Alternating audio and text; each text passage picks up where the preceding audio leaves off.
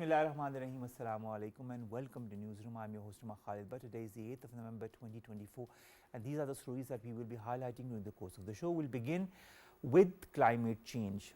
Climate change we are grappling with in Pakistan. We are seeing, for example, just one of the examples, the smog that we are subjected to in Lahore and other areas of Punjab.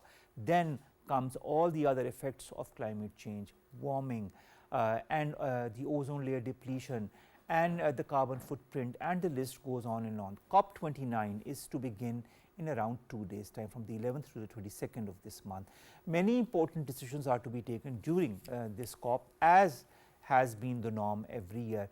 But the more important thing this year and what everybody will be looking towards is whether all those pledges made last year and the pledges made this year will move to the implementation phase. That is the most important thing when it comes to climate change and mitigating the effects of climate change.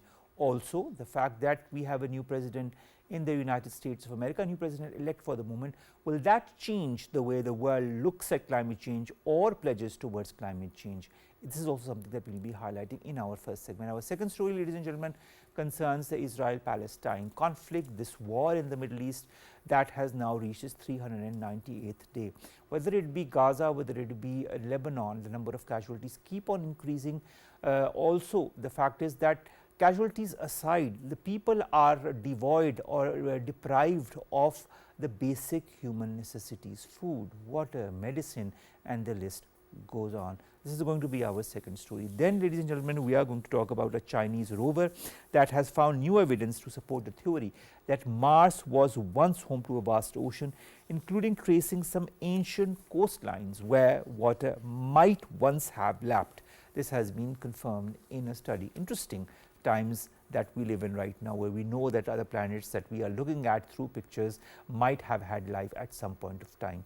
Finally, a first hard work by a humanoid robot has sold for around 1.3 million US dollars. You heard it right, 1.3 million US dollars by an AI robot. Now, this robot, who's known as Ada robot, named after Ada Lovelace, has made a portrait of at the Sotheby's digital art sale, which has come up or given a price of 1.3 million US dollars. It was not the price that was expected, but of course it surpassed the expectations.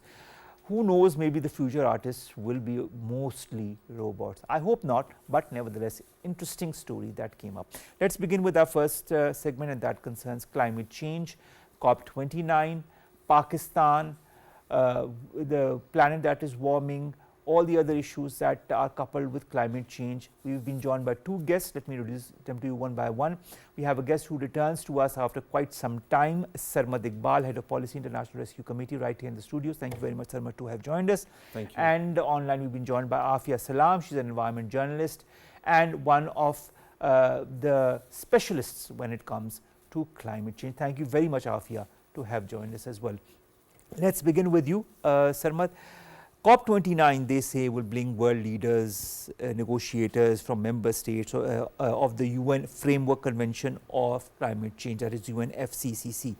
Among the key priorities, and I wrote this down because I couldn't cram it up all, is securing a new goal on climate finance, ensuring every country has the means to take much stronger climate action, slashing greenhouse gas emissions, and building resilient communities. This year, apparently, the focus is on finance.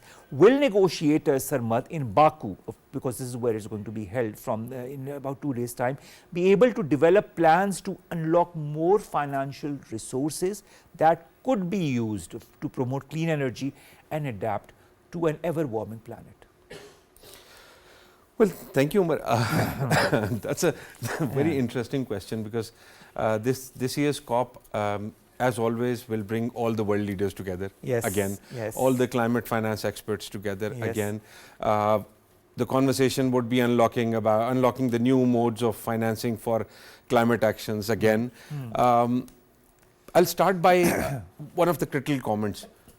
Have we evaluated the previous climate finance mechanisms that we adopted, and what's the success rate of that? Were the pledges that were made for those financial lines even materialized?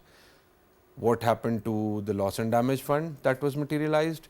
What happened to bringing those climate affected countries out of the climate impacts, did that materialize? No. There's been headway, but the major answer is no, no headway on a bigger chunk. I am skeptical of this year's COP. All right. I don't know if there would be a headway on the financial lines because we already have 3-4 lines open and we are leaving them in the middle and moving to a newer line. But hasn't that been happening since the COP21?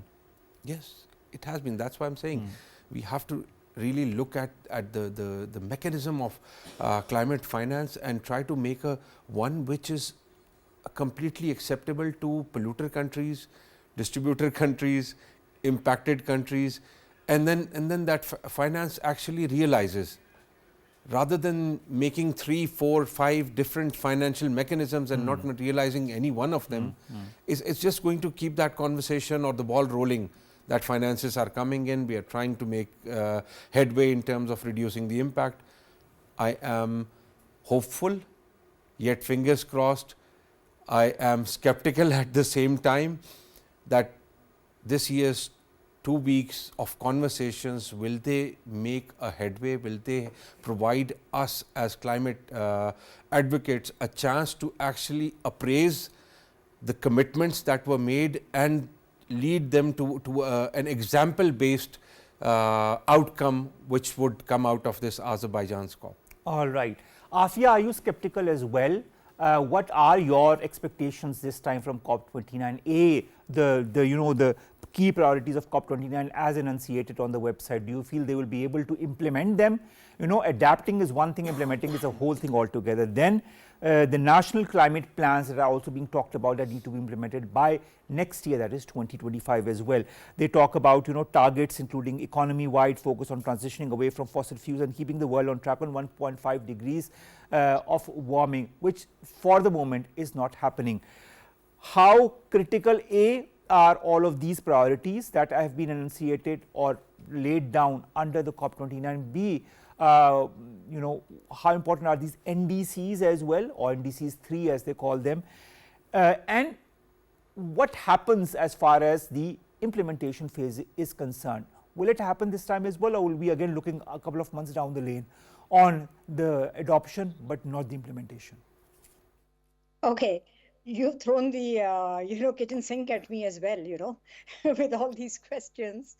So I mean, just to sort of lighten the intensity, especially after Sarmad had expressed his skepticism, I, for myself, won't use the word skepticism, maybe because it's closer to whatever he's articulated is actually closer to the realism. But we must remember that we have been putting the cart before the horse. That's my opinion. We need to be talking on emissions cut. The finances are needed because the emissions are not being cut, because we are not meeting those targets which can either roll back, which sounds a very, very, it's like a pipe dream now, the climate change, or the limiting of the temperature to 1.5, which already we know that it has crossed that limit. So only just beating the drum about the finances will draw attention away from the commitments which need to be met by the big emitters, by the polluters, because without that, you are like throwing good money after bad. I mean, the money hasn't been there as much as it was promised, very rightly pointed out by Sarmad. If you actually go into the history of loss and damage, which by the way has not yet been actualized, it's better headway has been made in these past 2 years than for the other financial mechanisms that we had heard of post Paris, even post Copenhagen. Because the financial kitty that was promised was post Copenhagen, which was I think COP15. And the pledge was the ask was 100 billion, never went beyond 60. And it wasn't, distributed. The entire mechanism is so convoluted to be able to access that kind of funding. Loss and damage was a conversation that was actually started by the late I'm sorry, I just forgot his name, it slipped out of my mind, from Bangladesh, Salimul Haq Saab. Pre-COP, 2 years before COP, he had started talking about a fund needed for countries which do not fall in the bracket of the polluters, but which are being impacted. Like the countries in Global South, his own country, Bangladesh, was very, very, high on the vulnerability index. And, it's sad that when it was actually agreed, he is no longer in this world. But he was there, in COP27, and he and the Indian counterparts, as well as the Pakistan delegation, which was the co-chair, Pakistan was the co-chair in that, they put their weight together and they got loss and damage out of only the conversation into the text, which was a big win. And to the credit of the people who actually then, went after it with full energy. If you look at only just one person's, we have from Pakistan, we've got Mr. Suderi, we've got Mr. Ali Toki Sheikh, but you also look at the timeline of the negotiations or the preparations or the mechanism building of Mr. Harjeet Singh. He was with CAN South Asia earlier. So you will see that a lot of work has been done. But that money and the decision on where that money is going to be is something that's going to come up at this COP. So we can't just assume that just because it has been agreed that there has to be a loss and damage fund, so there's money ready to be, distributed. That's not going to happen. But then again, in my personal opinion, if we keep only focused on the finances, which are very important for the countries, especially which are impacted, our country, even in the NDCs that we submitted, those are conditional. We cannot possibly meet any of our NDC targets on our own completely. We can only meet a percentage, and that is why our targets were conditional. Similarly, other countries, net zero targets, there is a cutoff line, but before that, there's a lot they need to do, and there's a lot of transfer of technology and funding they require to be able to move on to that path. Having said that, what is happening on the emissions cut? That is where the focus needs to be. Now, Mr. Trump is there.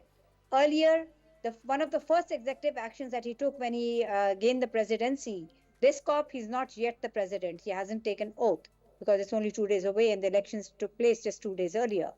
So he won't probably be there. But he walked out. The first action was to walk out of the Paris Agreement. And his campaign speeches have all been about fracking, about drilling for more fossil fuel, about cutting subsidies to the environment protection agencies, which he did also in his earlier term. Now, when some of the biggest polluter, and it is one of the biggest polluters, and also a country with the largest number of resources, that pot of money, the share we are looking at may shrink. So are we taking that into account also? I'm sure that is going to come up, in conversation, because unlike you said that all the world leaders are there, not a lot of those big leaders plan to be there to make those, make good on the commitments that the countries had made earlier. So I don't think it's skepticism if we don't see a very, very rosy outlook. I think it's closer to realism, and it's sad. It's sad, actually.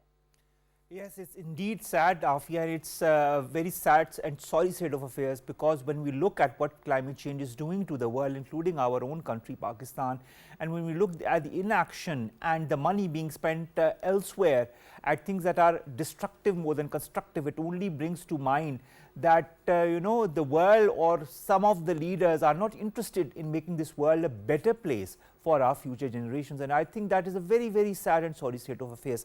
Coming to you, Sarmad. May I just interject here? Yes. Can you just allow me to make one point? Please go ahead. While going on this, this entire conversation journey, let's park the smog outside the bracket of climate change for the moment. All right. We have the reasons for the smog. Very few of them relate to climate change. So when we place our priorities, this is climate change and let's address it through that. And when we know that it is because of things that we can address, so then we don't tend to focus on that as much. Understood, Afia. We'll do exactly like that. Let's talk about a new report by the Marrakesh Partnership, UN Climate Change and UN Climate Change High-Level Champions that is named Truly Global, a Regional Outlook on the 2030 Climate Solutions, which has recently come out. Sarmad talks about regional perspectives on climate change from Africa, Asia, Latin America and the Caribbean. It talks about efforts that have been made on multiple fronts, whether it be from cities, businesses, communities and civil society to transform essential systems. It says and shows that stakeholders across many developing countries are not only pioneering essential climate solutions, but also confronting barriers head on. What I'd like to understand is that can developing countries, for example, like ours, also pioneer essential climate solutions that could require less of financing? Well,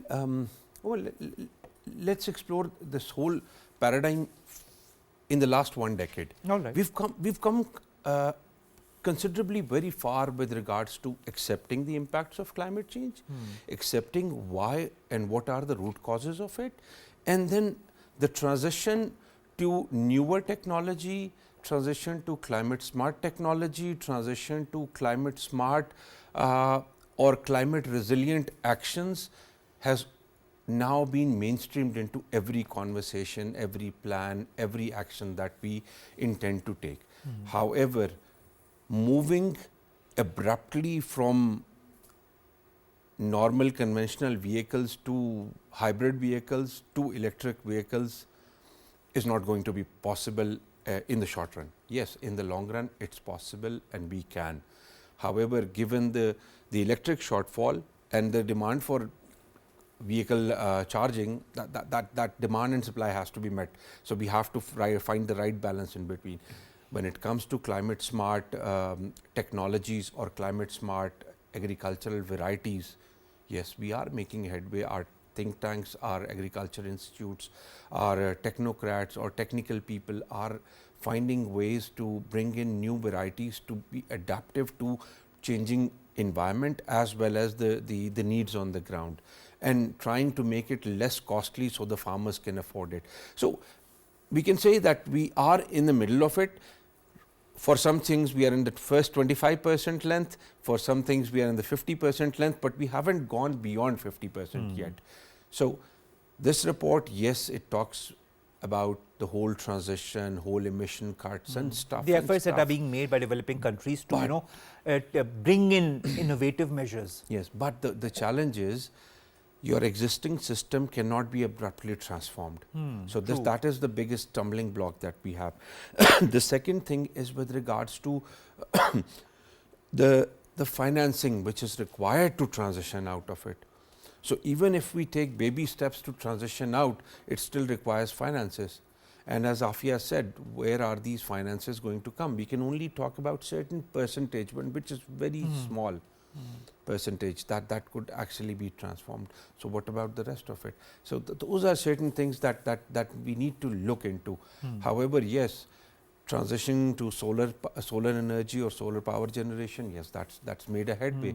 But definitely it does require a policy cover, a backstop, a kind of a convenience for the population to actually transition and adopt to such modes. So, all that conversation has to take place. And yes, at this COP, the transition, the emissions and everything is on the cards. This will be spoken of. But how do we cut the global emissions? That's my question. That would still remain until the findings of this COP are out, so that we can actually read through the plans that are put in place to reduce those emissions. But the fact is, Sarmad, even if there are plans, like there were plans the last time, like there were plans the year before that, the most important thing I feel right now that the world needs, especially the developing countries need, is implementation and implementation and implementation, and that is the key word right now that I can think of. Afia, there is a report by the WHO that came out yesterday that insists that health should be center stage at this month's negotiations for climate change. In this new report, it talks about growing focus on the health impacts of global heating at the annual United Nations climate talks. It talks about COP28. It talks about the links between climate and health in abrupt language, citing recent disasters. It says that climate change is making us sick. We all know that. We've been brunt to that as well. And urgent action is a matter of life and death. It says from the direct effects of extreme weather and air pollution to the indirect consequences of ecosystem disruption and social instability, climate change threatens physical and mental health, well-being and life itself. Do people care? Do people understand? You see, you have to understand something to be able to care. And the conversation is not as widespread as we think. We are preaching to the choir. It's the environmentalist and the health specialist and the people in the climate change lobby which know about it enough to be able to care, to put out such reports, give out warnings. But don't forget, we are in the middle of a triple planetary crisis. When we talk of triple planetary crisis, it's a systems breakdown that we are looking at. And recently, COP16 that ended in Cali in Colombia, that highlighted that as well. Many people don't pay attention to the CBD COPs, which are very important, which the general, climate change and environmentalists and conservationists do focus on. But generally, people only think of this COP, the UNFCCC. And we have to look at both and look at the reports that are being submitted over there, because they have a bearing on the reports and the outcomes and the asks that are going to be spoken about at this COP. So if you place the SDG, the graph, or not really a graph, the diagram that shows the 17 goals, you will see that only picking out health, if you try to take that block out of that whole rectangle, it will leave its strands all on the right, left, side, center, everywhere. Because we are talking of no poverty. Poverty leads to health being compromised. Hunger leads to health being compromised. The gender inequities lead to health compromises. This time, the health talks of well-being. It is a non-tangible, intangible thing, unlike the SDGs where it was access to health. Now it talks about health and well-being. Well-being covers so many aspects: mental, emotional, and climate change, and the impacts, the displacements, the loss of habitat. All of these things are leading to mental tensions which render people not as productive, not as effective as a normal, healthy person. Similarly, the rising heat. 3 years ago, I think the Lancet had published its report, which is the leading medical journal, about the inability of the human body to function continuously at temperatures over 50 degrees. So that is happening now. So there's a systems breakdown which needs to be looked at in a holistic manner, and solutions need to be plugged in. Now, yes, the Marrakesh reports talks about the community levels. But again, even if we speak about nature-based solutions and community-led initiatives, even at a micro level, many of them require the kind of transitional the leg up, as Sarmad had mentioned, whether it is in the shape of finance, direct financial injection, or transfer of technology and transfer of knowledge. So yes, COPs, like our very good friend Rafi, and I quote him very often, he said it's like now the 29th year of failure, because the fundamental reason why this COP is held is to talk about the cuts in emission to roll back the temperature rise. That's not been happening. So it's a failure on the fundamental level.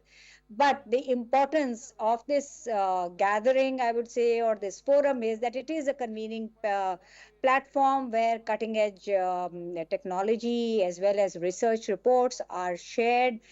Apples to apples comparisons can be seen, the networks are made. So there is a value to this kind of a gathering, where which now gains more resonance by the civil society voices. This is the best thing about the COPs in the recent 4-5 years maybe, where the COP of the youth is in tandem.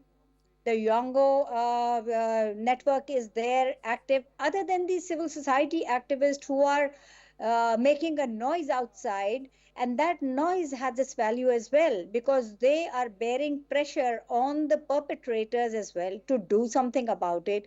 They are making their demands outside those formal negotiating rooms, because they are bringing the demands from the street.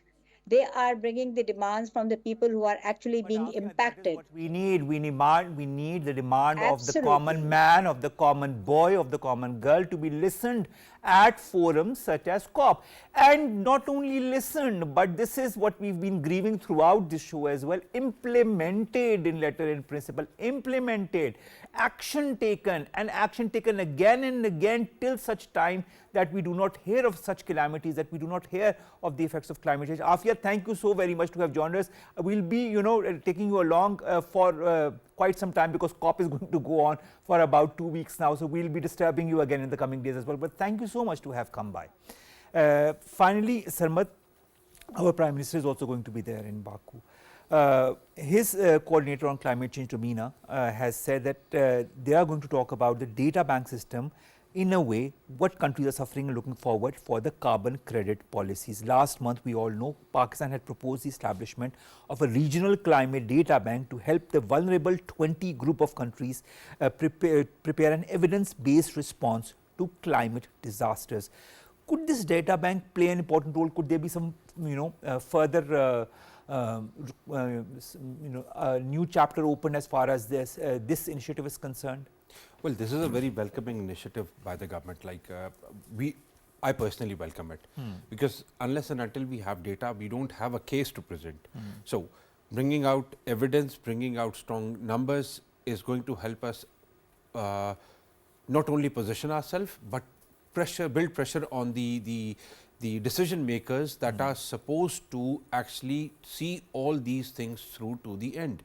And as I said, finances play a critical role, but unless and until we have something substantial to show them, something substantial to convince them upon, those finances are not going to come. And this is a very good initiative, I believe, to have a data bank to produce not only evidence for one impact, but all the multitude of impacts that Pakistan or the South Asian countries for that matter are bearing, and how this fund could be better utilized would also be an offshoot of that data bank, or a result of that data bank, or an outcome of that data So, you're bank. satisfied by the data bank? I mean, it's a new initiative, but I think it's a very good initiative that was proposed by Pakistan, and I hope that it is properly implemented for all the countries that really need it.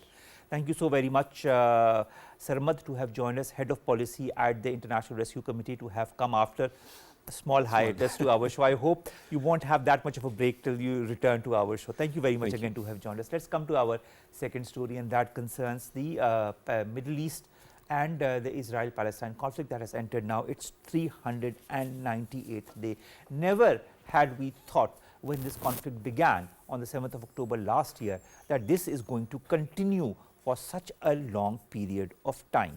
But nevertheless, this is exactly what is happening as we speak. The Palestinians are being martyred, those in Lebanon are being martyred, and the United Nations is time and again saying again and again and again that we need to move for a ceasefire. We need to help those that are in need. We need to do the needful as far as the health priorities and of course the basic necessities that need to be provided to the people in Palestine, and of course to take care of the women and children, because this is what is being said. Majority of those who've been killed since this conflict began in Palestine since the 7th of October are women and children.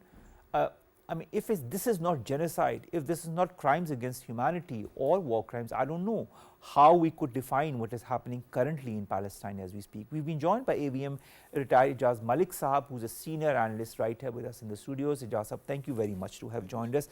It's a pleasure always to talk to you. Middle East, sir, 13 Palestinians killed in north since dawn this morning. 6 Palestinians are also killed in Gaza city and near central Gaza's NEWSROOM refugee camps. They are killing people in the refugee camps as well, and refugee camps are supposed to be areas which are protected by such attacks. And as I said, the United Nations has said 70% of those killed in Palestine have been women and children. 43,469 people till last reports came in, at least till the show began. is the status or statistics of those killed. Officially, unofficially, I don't know how many people have been killed, and 102,561 people injured. Has this situation now become the worst crisis of this century? Yes, every day I think brings or adds another misery or a layer of miseries to the plight of Palestinian and people in Gaza. You just said that there is a sanctity of refugee camp under certain conventions or norms. There is a sanctity for the hospitals also. What has been done in the past 1 year. Most of them have been destroyed. This Yes. is what the Palestinians say. The health agency says that there is no hospital as such that can really take care of the patients. This entire campaign does not, take into account any human values or norms whatsoever they are. So their only agenda, single point agenda, is to get those areas cleansed from these indigenous people who are the rightful owners of that land. So they carry no value or mercy or any pain for whether they are in hospital or by and large they are civilians, and they are children and women in that and in the hospitals, unfortunately. Of course, and children are dying. I mean, even in attacks, the children are dying. Small children who are in ICUs are being killed by these attacks by Israel.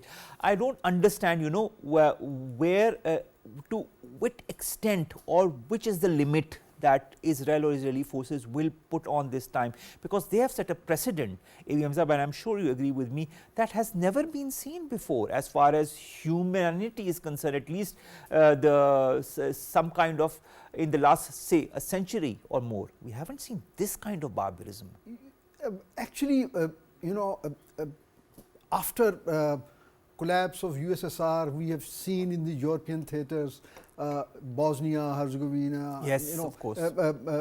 But I don't think so to that level, and with such a consistent, 24/7 effort, in which the targeted air campaign continues, where there is a ground attack continued, and then there is a very well orchestrated and planned way of starving these people and denying them of their very basic right to survive. And then they ban UNRWA.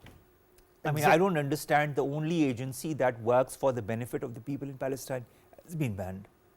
Yes, and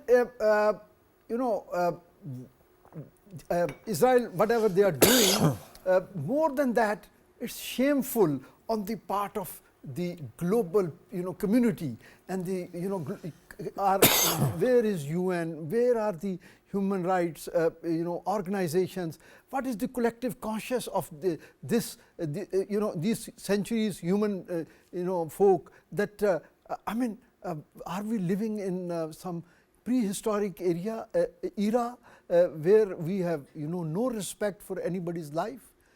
I mean, they have NGOs and they display a lot of sympathies for the rights of for the animal rights, for example, and these people of Gaza, they do not have even equivalence to those animal rights which these European and Americans they champion.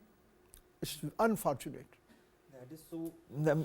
I have no words to say, to be very frank, AVM Saab, because I have been talking about it since the last 2 years, and every day there are new stories. Every day, it's not as if all the questions, all the data that I compile is totally new, because there are new atrocities that happen literally every passing hour. Now, the United Nations humanitarian chief also warns that Palestinian civilians are held under near total brutal siege, and they are starving while the world watches.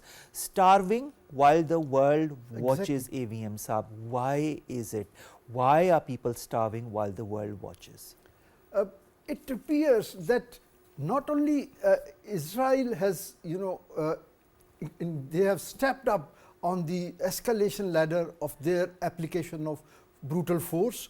The threshold of tolerance of the world community, that's also increasing every day. So, they are immune to these things, unfortunately. These figures that you are highlighting and we are discussing probably doesn't make any issue for them, and they are just it doesn't seem to bother anybody in the quarters of the European theatre or the policymaker in US and other superpowers. Very sad to say the least, but we will definitely be highlighting what is happening every single time something happens, and that is why you are here, that is why I am here. Israeli attacks also continue, AVM Saab, in southern Lebanon. Lebanon's Ministry of Public Health has confirmed 52 deaths in 24 hours. 3,102 people have been killed since the 7th of October, and this, the number has increased suddenly in the last few weeks. 13,819 have been wounded in attacks. Different areas are being targeted. Southern Beirut is being targeted. Even there was a huge ball of fire near the Beirut airport that had many people fearing for their lives as well. The United Nations Refugee Agency, which is the UNHCR, reports that 472,000 people have crossed from Lebanon into Syria since the 23rd of September. What, a month and a half? No, not even a month and a half, following the escalation between Israel and Hezbollah. Is Lebanon, becoming another Gaza? Is this what Israel wants Lebanon to become? Probably yes, because their greater plan of expansion of it does include the areas in the surrounding neighboring countries, and Lebanon could be an easy target for them. Or what happens to then all the cries for humanity? What happens to the role of the ICJ, of the ICC, of the United Nations? Will Israel continue to undermine them? They are. They are. This is what exactly is going on in broad daylight and under the media savvy environment. Unfortunate. Turkey's president also, Mr. Erdogan, says he hopes US President-elect Donald Trump will tell Israel to stop its wars, suggesting halting weapons transfer could be a good start. We know that Trump has in his addresses talked about him being wanting to stop wars and not continue with wars. Turkey has also halted trade with Israel, coming back to Turkey, as well as applied to join a genocide case against Israel at the World Court, along with South Africa, since it began its attack on Gaza. Will Turkish President pressure hold any value? And also, do you feel that the new US administration under Donald Trump will make changes, or do you feel this is going to continue per se? Turkey's stance or the statement by President Tayyip Erdogan would make some difference, at least on moral grounds, I would say. Egypt has endorsed that. But coming to the larger context of things, there are two very poles apart views globally about President Trump's victory and his notion of ending wars. Yes, he says the ending wars, but which area and on which terms? Probably he hasn't given any details. So, probably if his previous government and his previous stay in White House is any indicator, I think we shouldn't be very optimistic about Palestine. Just to put you freshen up the record for your viewers, it was President Trump in his first term who moved the capital to Jerusalem. He moved his own embassy there. He was the sponsor of Abraham Accord and other actions in that Middle East region, which indirectly created imbalance. Is dealing with Iran, which obviously had a ripple effect on the larger context of Middle East power balance. All those things, they were done to the favor of Israel, because at that time all the analysts almost, they were of the view that his donors and his policy makers were predominantly from the Zionist lobby. So, this time around, again he has nominated his son-in-law for looking for a solution, but solution at what terms, that is yet to be seen. We'll see when he officially becomes president of the US, and when we see what policies he's going to implement as far as the Middle East is concerned. Or maybe by the time he takes over, the Israel plan for Gaza is already completed. What they intended doing, they might have achieved by then, and then if there is a ceasefire. And what in your point of view is their end plan? What is their end game as far as the Palestine is concerned? Their definite one objective is definitely very clear, that they want to neutralize all present and potential threats to their hegemonic design in the region. So, come what may, they would like to bulldoze all resistance, whether it is Hamas or it is any other entity in that area, and that is what they have been demonstrating through their intervention. At what every cost? day. At what cost? That is the main question. Egypt joins a call led by Turkey, backed by dozens of countries, urging the UN to halt armed deliveries to Israel. Turkey had said it had delivered a letter to the UN that was signed by 52 countries calling for end to this armed delivery to Israel. Will this have any impact? No, it wouldn't. I would say the only countries, if we again come, relating and connecting it to your previous question, if they are really serious, I mean, the new administration in Washington, they should involve the countries like Saudi Arabia, UAE, and because their concern is not Palestine, but their main concern is Iran, is this region, if we see the Middle Eastern region. So, these countries can get together and there can be some bargain for the solution of this conflict as well, because containment of Iran is in the larger context, it suits America. It has been priority of President Trump in his first term, and it may suit in Israel also. So, as a bargaining chip, maybe this Gaza issue is also resolved to some amicable terms between the two parties. Well, that's just hoping. Yes. Yeah, and again, this has a caveat that it is not primarily because they have any pain for the Palestinian. It is just that this solution, if the caveat is if it suits their larger design in the region to contain Iran and its nuclear program. All right. The United Nations Human Rights Office says it is concerned Israel may be causing the destruction of the Palestinian population, in Gaza's northernmost governorate through death and displacement. We've talked about the hospitals, we haven't talked about the educational institutions, we have talked about the children, we've talked about the women. But at what time, what is a tipping point in your point of view? And this is, I want a short answer to that. What is the tipping point when the world will actually come to the rescue of these children and these women, leave alone the men, rescue of these children and women that are being martyred every single day? I don't know. I really have no answer to this question, because it's already too much.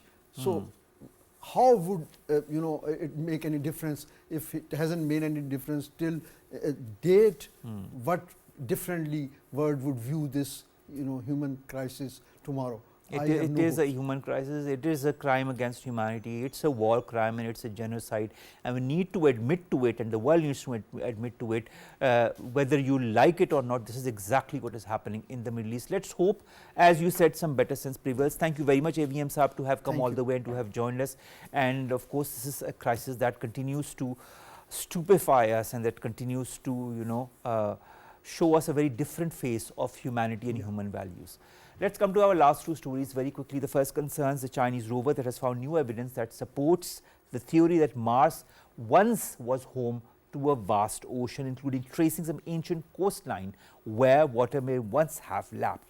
This is a study that has been done, and the theory is that an ocean covered as much as a third of the red planet billions of years ago, and has been a matter of debate between scientists for decades, but is now being proven through data. There are different points of views that are for this, and those who contest this as well, but nevertheless it's an important discovery. Finally, the first artwork by a humanoid robot has been sold for 1.3 million US dollars. Exactly, Ida robot, named after Ada Lovelace, who is considered to be the first computer programmer, has become the first humanoid robotic artist to have their artwork sold by a major auction house. This was a portrait of Alan Turing that was created by this robot, and it was part of the Sotheby's digital art sale, which closed yesterday. It is interesting to see in these times of creativity that AI is now also being used to further the creative element within our societies. But of course, we never should forget the creativity within ourselves as well, and we need to highlight it and hone it as much as possible, and that is maybe the example that this AI robot gives us. Maybe become more creative ourselves and show the world that AI, we are much better as far as creativity is concerned in the AI field. With that, we come to an end of today's newsroom. Today is a Friday. We'll see you inshallah on Monday. Have a wonderful weekend. See you in a couple of days. Allah Hafiz.